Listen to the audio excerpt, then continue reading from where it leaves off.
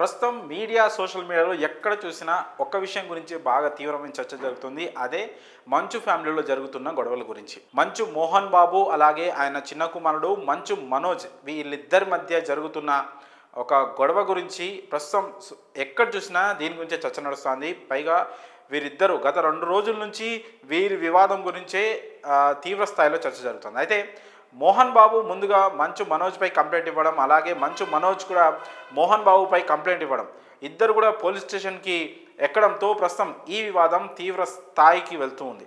తాజాగా ఈ వివాదంలో మోహన్ బాబు పెద్ద కుమారుడైన మంచు విష్ణు తాజాగా దుబాయ్ నుంచి కూడా హైదరాబాద్కి రావడం జరిగింది. సో గత నిన్నటి నుంచి కూడా మంచు మనోజ్ జల్పల్లిలోని మోహన్ బాబు ఫామ్ హౌస్ వద్దే ఉండడం, ఉదయం పూట గేట్ వద్దకు వచ్చి మాట్లాడడం కూడా జరిగింది. ఆయన మీడియాతో మాట్లాడడం జరిగింది.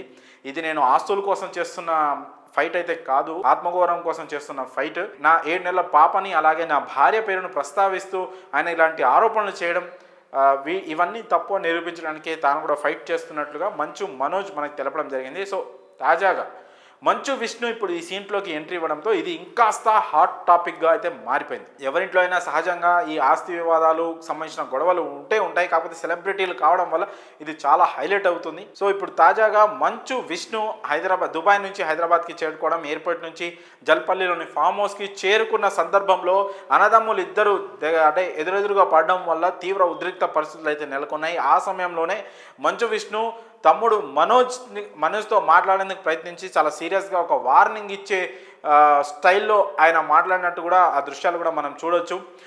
చేతి వేలు చూపిస్తూ ఏదో వార్నింగ్ ఇస్తున్నట్లుగా అక్కడ మాట్లాడిన దృశ్యాలు కూడా మనకు కనిపిస్తూ ఉన్నాయి. సో ఇప్పుడు అన్నదమ్ములు తండ్రి కొడుకుల ఫైట్ కాస్త ఇప్పుడు అన్నదమ్ముల ఫైట్గా మారే అవకాశం అయితే స్పష్టంగా కనిపిస్తూ ఉంది. ఆస్తి పంపకాలకు సంబంధించిన విషయంలోనే మంచు మనోజ్ అలాగే మోహన్ బాబు విష్ణు వీళ్ళిద్దరూ ఒక సైడ్ అయితే మంచు మనోజ్ ఒక సైడ్. సో వీళ్ళ ముగ్గురికి మధ్య ఇప్పుడు ఈ ఆస్తికి సంబంధించిన విభేదాలే నెలకొన్నాయని తెలుస్తూ ఉంది.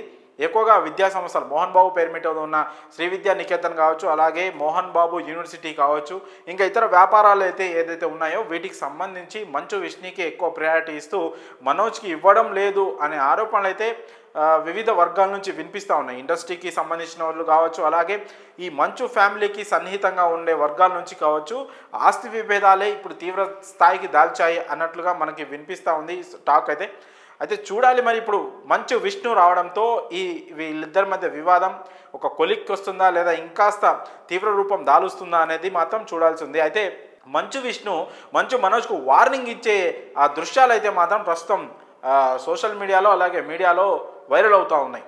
పెద్దన్న వచ్చేసి తమ్ముడికి వార్నింగ్ ఇవ్వడం అనేది ఇప్పుడు ఇక్కడ సంచలనంగా మారింది. మరి ఈ విషయంపై మంచు మనోజ్ అలాగే తండ్రి మోహన్ బాబు వీళ్ళిద్దరి మధ్య కూర్చొని మంచు మనోజే దీన్ని ఒక క్లారిఫై అంటే దీనికి ఒక పులి స్టాప్ పెడతారా ఈ వివాదానికి, లేదా ఆయన కూడా తండ్రి సైడ్ తీసుకొని తమ్ముడిపై న్యాయ పోరాటం చేస్తారా అనే విషయాలు మాత్రం తెలియాల్సి ఉంది. ప్రస్తుతం జల్పల్లి ఫామ్ హౌస్లో ఈ బౌన్సర్ల మోహరింపు వల్ల పరిస్థితి కాస్త ఉద్రిక్తంగానే మారింది. అన్నదమ్ములు ఇద్దరు బౌన్సర్లని మోహరించడం, సపోర్ట్గా వాళ్ళకి బౌన్సర్లు తెచ్చుకోవడం, ఏదో గొడవకి సిద్ధమవుతున్నట్లుగా అక్కడ పరిస్థితి వాతావరణం అయితే ఉంది.